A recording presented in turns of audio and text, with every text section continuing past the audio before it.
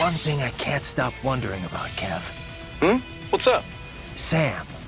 If he wanted to kill me back on the train, he could have, easily. So, why didn't he? Good question. But I should be asking you. Your left eye was our only video feed. After he stabbed it, I got nothing. I mean, I got the details from your report after the fact, but that's it. He was probably just too distracted. Boris's attacks, escaping, there was a lot going on. No, that's not it. Well, why else? What does he have to gain from letting you live? I don't know. Need something else? I thought we'd get back to our little history lesson. What do you know about the Patriots? I know that they were behind everything we talked about before with the SOP system. People thought these 12 guys controlled world politics and the global economy from the shadows. And they were right. Except there weren't 12, and they weren't guys, or even human. They were massive AI networks. All the better to gather information on a global scale, or censor it if they wanted.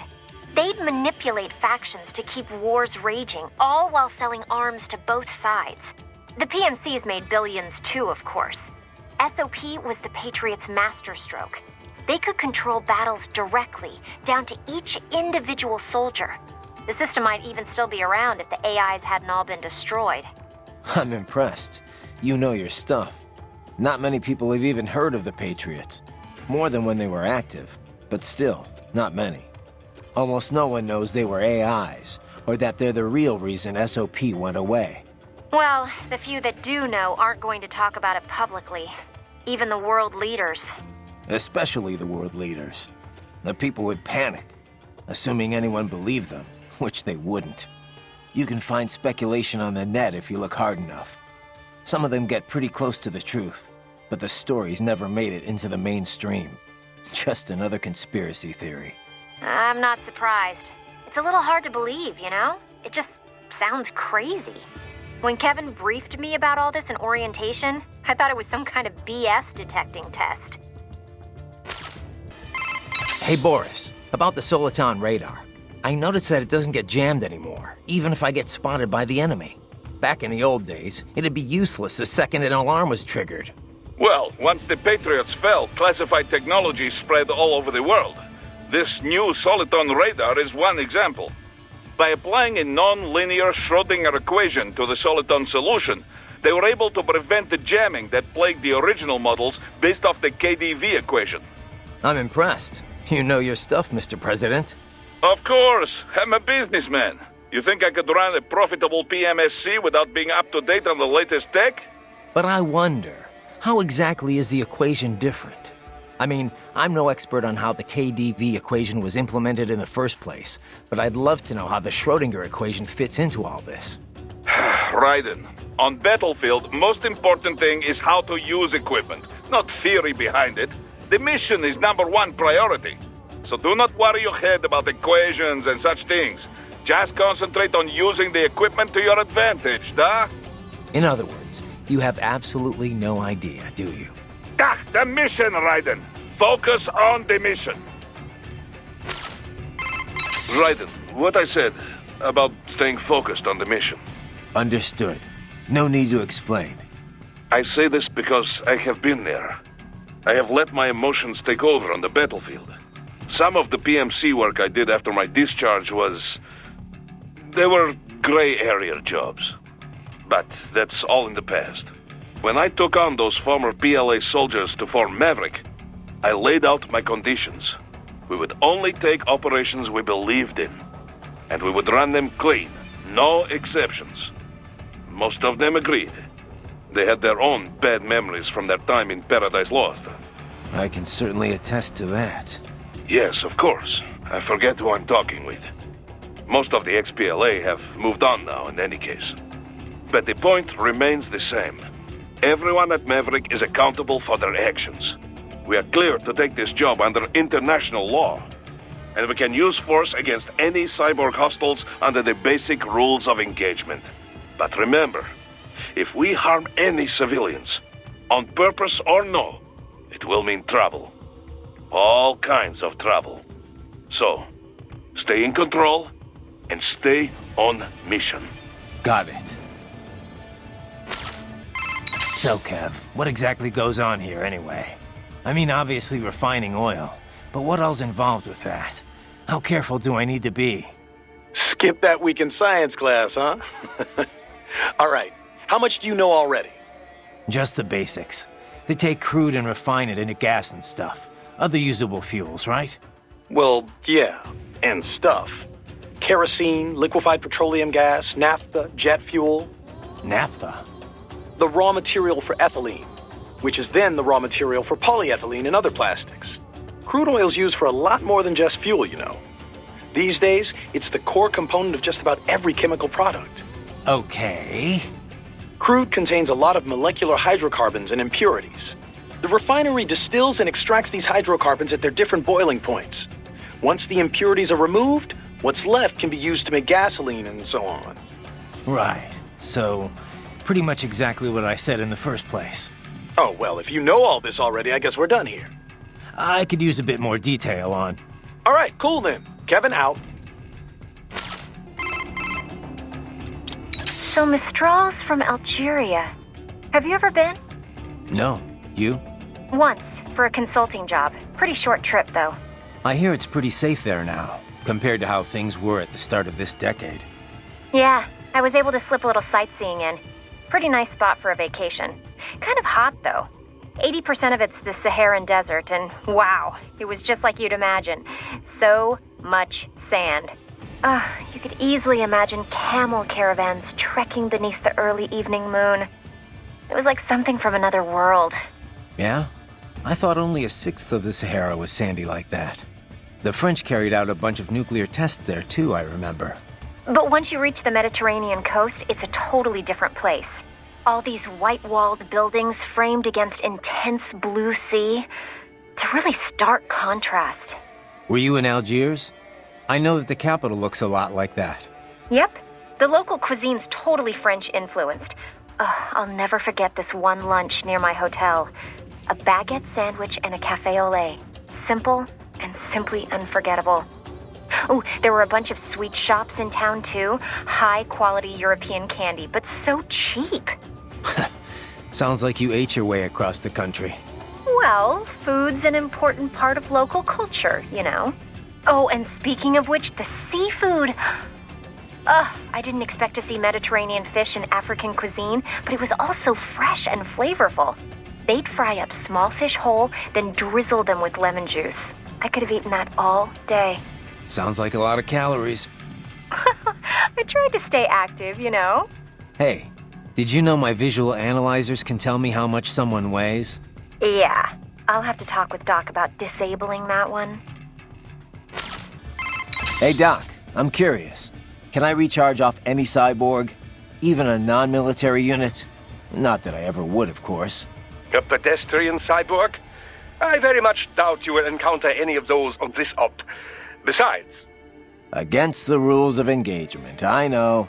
Like I said, just curious. In theory, then. No, I would doubt very much that you could. Even from those that opted for complete body replacements due to injury or illness, you know. Though I have heard of some very wealthy clients who wanted to fight the effects of aging. Doctor? Yes, your question. No, extracting MCFCs from pedestrian cyborgs is unlikely. Most non-military enhancements use polymer muscle fiber that is a generation behind yours. Carbon nanotube would be a bit much for anyone who wished to lead a normal life, you know. And polymer systems can be powered by rechargeable electric batteries. Organic muscle fiber, which allows extraction of nutrients from the bloodstream, does exist, but it requires artificial blood for sufficient power output. This so-called white blood requires regular dialysis and was mostly phased out once cyborg technology became mainstream. True, some use cultivated muscle tissue to take nourishment from the body's natural bloodstream. But such systems are more regenerative medicine than cyborg technology. I'm sure you'll agree. Of course, natural musculature or no, if the body is equipped with a ceramic bone structure... Can't get energy from non-military cyborgs. Got it. Well, one moment. I have more... Thanks, Doc. Didn't you say you'd been here before, Boris? Once, back when it was still Soviet territory. Seems like it'd be a lovely place, if it weren't a war zone. The Pearl of the Black Sea, they called it, back when more Russians lived there. It was a very popular resort spot for the USSR. This is before the wall fell, of course. Then Russia and Georgia began to fight over the area. Kicking off the war in the early 90s. Georgia was a Soviet republic. Abkhazia, a semi-autonomous state within it. The Soviets liked to stoke ethnic rivalries between the two. And not just there, in all the outlying territories. It kept them easier to control. But with the Russians no longer watching over the two. Duh. The Abkhaz were scared. They knew an independent Georgia would swallow their nation sooner or later. So they took advantage of a Georgian military coup to declare their own independence in '92.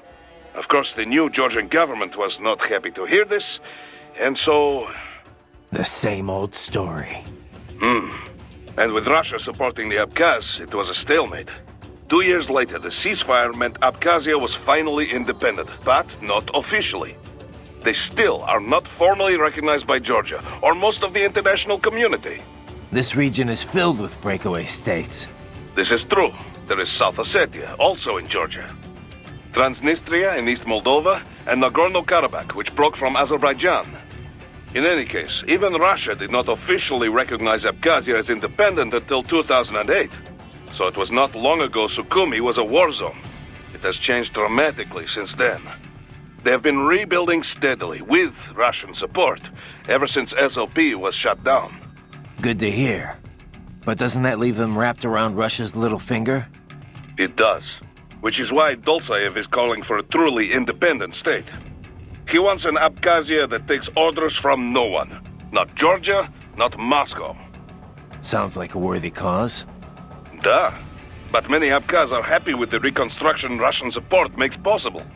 Few of his fellow countrymen were interested in what Dolzaev had to say. At first. And then Desperado showed up. Exactly.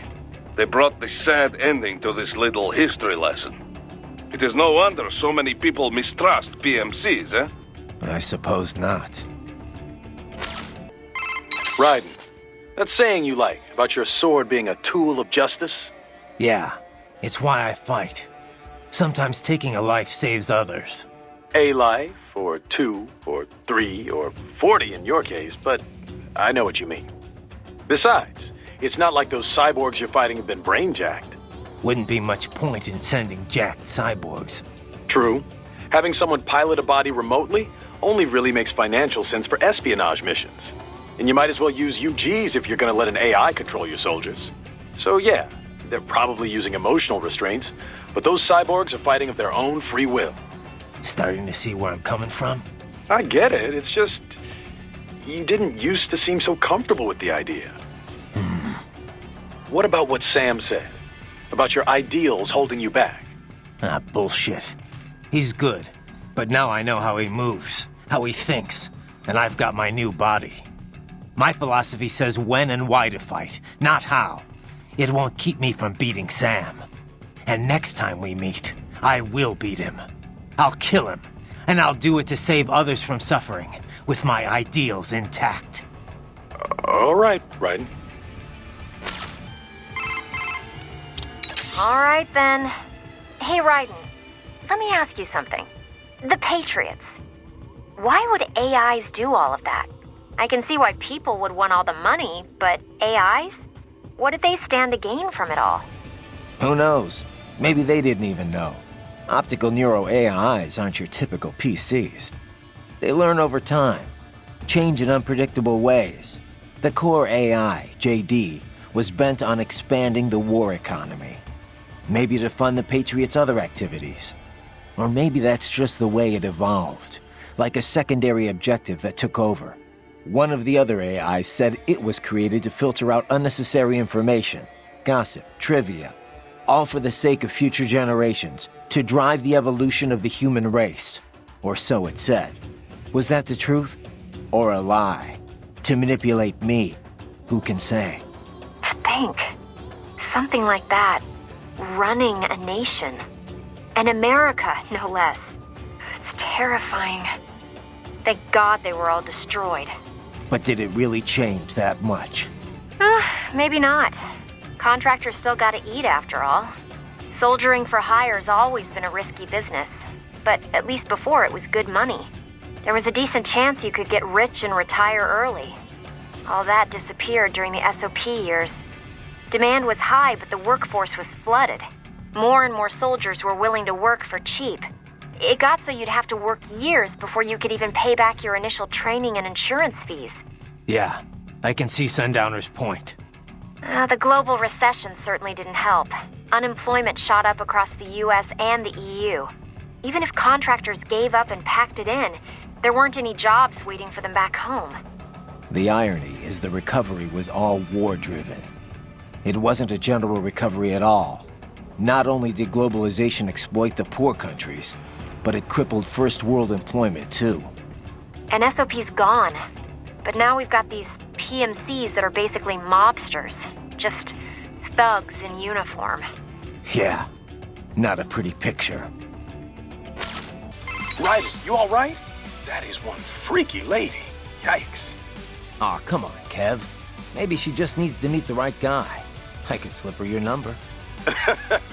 That's okay, man. I'm good. Besides, shouldn't you be worried about saving your own ass at the moment? Well, yeah. Just thinking about how I'm gonna handle this. If you're looking for advice, try hitting up Boris. Dr. might have some info too, from the UG and Cyborg angle. She's so cruel the way she stomps on those tripods, just tosses them around. I feel so sorry for those little guys. You feel sorry for robots sent to kill me? Well, I mean, they're kind of cute, right? How they scamper around. They're like little mice. You call that cute? I'd call it creepy. Not at all. Trust me, ask any girl and they'll say the exact same thing. Okay, sure, Courtney. I'll get right on that. All right, whatever. You want to save or what? All right. Be careful out there, okay?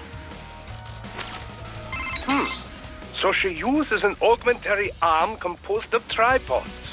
I cannot imagine how she controls such a thing all on her own, but it is quite intriguing. Stay with me here, Doc. I need to destroy it, not study it. Yes, but just look at it. How it doubles as a weapon. So elegant, so efficient. She can twist its joints and crack it like a whip, or pull it tight to lock it solid. And even should you destroy it, she can simply construct a new one using nearby tripods. Ugh, this is gonna take forever. Not necessarily. Until a new prosthesis is formed, she is defenseless, you know. There is your chance. Of course, you must still be wary of the tripod arm unit once it is detached. Even if she cannot wield it, she could resort to throwing it at you. The electrolytes in the fuel cells of those units are highly explosive should they have a detonator. Desperado's tripods look different from others I've seen. Yes. Likely infused with carbon nanotube muscle fibers, like most cyborgs these days. Not even you would be able to shake them off so easily.